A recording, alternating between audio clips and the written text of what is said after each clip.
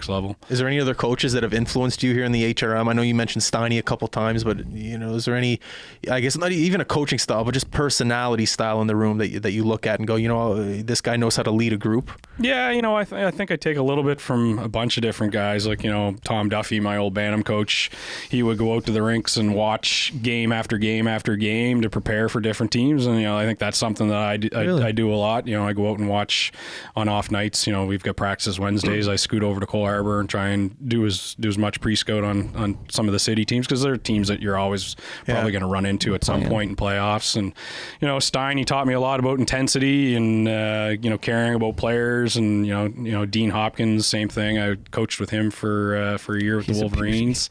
Yeah, Dean's a great fella. Who's Dean? Dean Hopkins, buddy. Just all right, I'll settle way back. Former Halifax Citadel. Okay. I think he might have played with Steiny. I'm not 100% positive.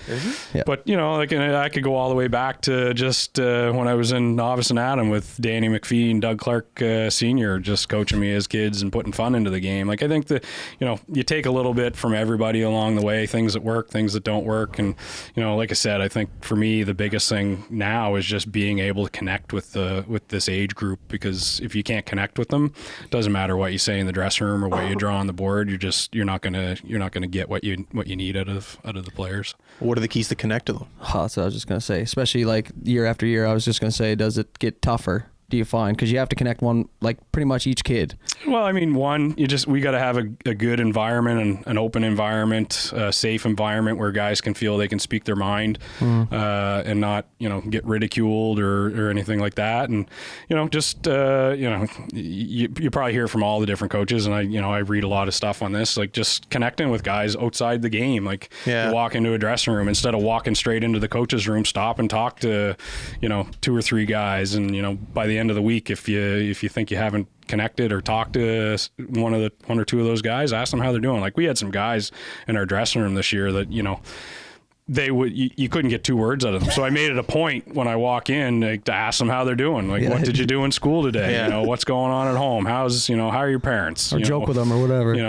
And from those conversations, you can read people and figure out what's important to them, what makes them tick, and you find out pretty quick, which guys you can lean on and which guys you got to handle with white gloves, and every guy's a little bit different, right? So man, it's just conversation. It's like what we're doing right here. I was going to say, that's not even a coaching skill. It's just a life skill. It's a life skill. It's a work skill. And you got to adapt too, because the whole point of my question was that I just found, like, when we were growing up, everybody was like, when we played on a team, that's what we did. There wasn't a whole lot of other distractions going on. Now there's a ton of distractions, right? So, social media. What do you mean by distraction? Just everything. Social media, your access to everything.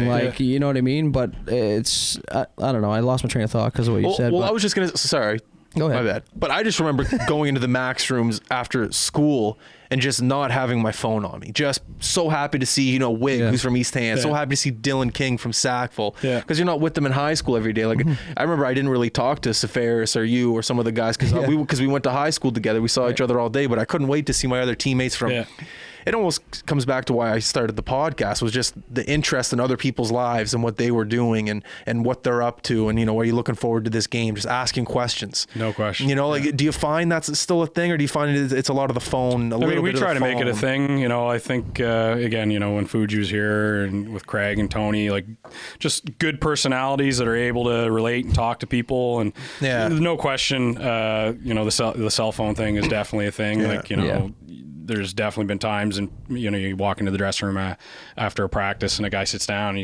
We're all guilty of it. Yeah, he's got it in his hand. You just tell him to put it away, and on the road we'll take them at night or whatever, and things like that, so they don't have them. But or dinner tables when you're out on the road, not having your phone at the table. That's just a respect thing. Just having conversations with guys. And again, to your point, like, if you can't have a conversation with somebody, the professional world's going to be a tough place. So you got to be able to connect. You got to be able to connect with people. Yeah. Plain and simple.